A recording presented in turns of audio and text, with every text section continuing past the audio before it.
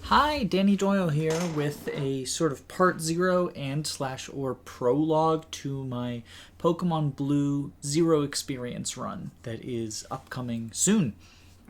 I'm doing this part pre-recorded as opposed to live, even though the rest of the run is going to be done live for a couple of reasons. First off is this is just sort of a good opportunity to go over the rules for my run, because while I am allowing glitches, there's certain glitches that I am disallowing, and even outside of glitches, there's restrictions that I'm placing on the run aside from the simple no gaining experience rule that should be inherently obvious from the name.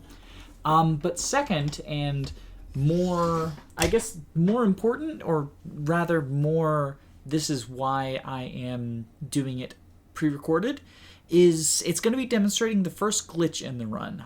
This is the glitch that gets you all 3 starters. I don't know if there is a official name for it, but it involves merging multiple save files together in order to get all 3 starter Pokemon. So as you can see on the screen, I started the initial file by selecting Charmander and nicknaming it Ash after Ash in the Pokemon, and also because Ash is associated with fire. I have to save the game here in order to perform the glitch. This creates the first of the 3 save files we're going to be merging together. Then I start a new game. I'm using speed up to go through the new game portion of this, but I am creating the second of 3 save files that we are going to be merging together. And we're doing this through a glitch, not through editing. Here I am saving over the old save file. However, I have a 2-frame window where I can reset the game after selecting yes. I think it's frames 3 and 4 afterwards. If I time it correctly, I merge the save file so that I am the person from save file number 1, but I have the Pokemon party from save file, or rather, I'm the person from Pokemon save file number 2, but I have the party from save file number 1, so I have Ash, even though I am just hanging out in my room. And so those 2 save files have been merged together, and now I am going to, I guess it's technically still only merging 2 files together, because this is, its own run now. Worth noting, because that Charmander was from the old save file, it counts as a traded Pokemon, essentially. This doesn't really affect anything in terms of our run, because it won't be gaining experience, but if you pull this off on your own, it will be treated like it's a traded Pokemon, because its OT will not match up to your OT. Your trainer ID, rather. But now I'm going to be doing the same thing, except for with Squirtle, and when I reset and merge them together, I will end up with a party that has both Squirtle and Bulbasaur, or rather Squirtle and Charmander, not Squirtle and Bulbasaur, in the beginning room.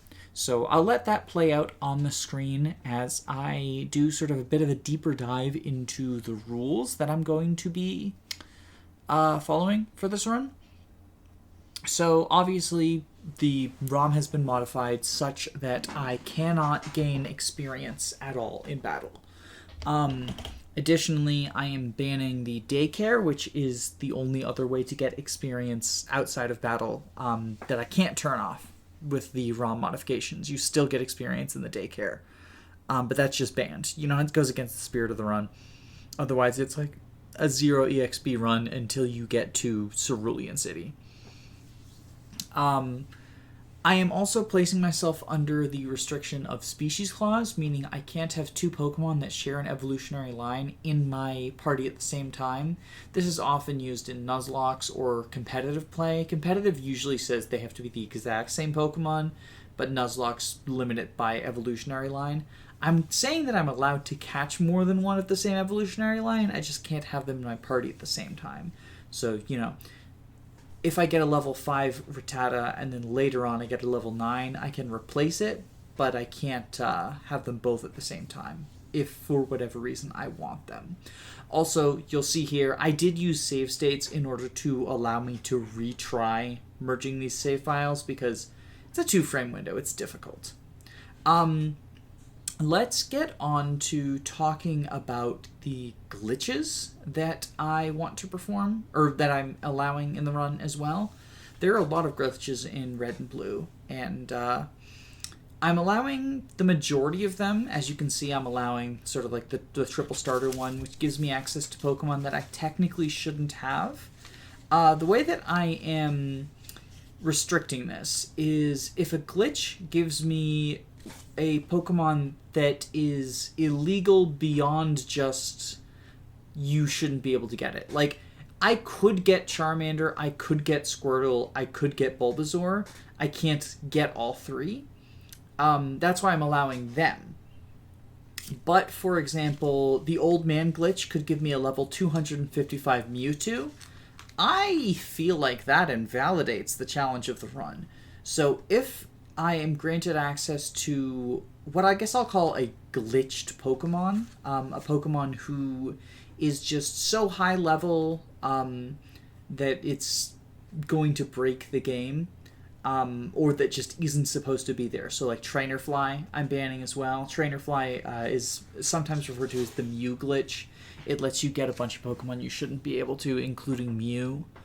I'm banning that. However, if I'm able to gain access to the Pokemon legally, but through doing something that is glitched. So, for example, Squirtle is a legal encounter. I'm just glitching the game in order to keep it. If I use Brock through walls to access an area that has Pokemon I shouldn't be able to get early, and get those Pokemon early and then bring them back, that's also allowed, you know? But getting a level 255 Mewtwo, that's banned. Getting Mew, that's banned, if that makes sense. Other than that, I'm not allowed to duplicate rare candies. So, you know, that, again, just basic. We would go against the spirit of the run. And last but not least, in terms of, like, what glitches are or are not allowed. Yeah, no, that's it. There is no last but least. That's it. I think that's everything.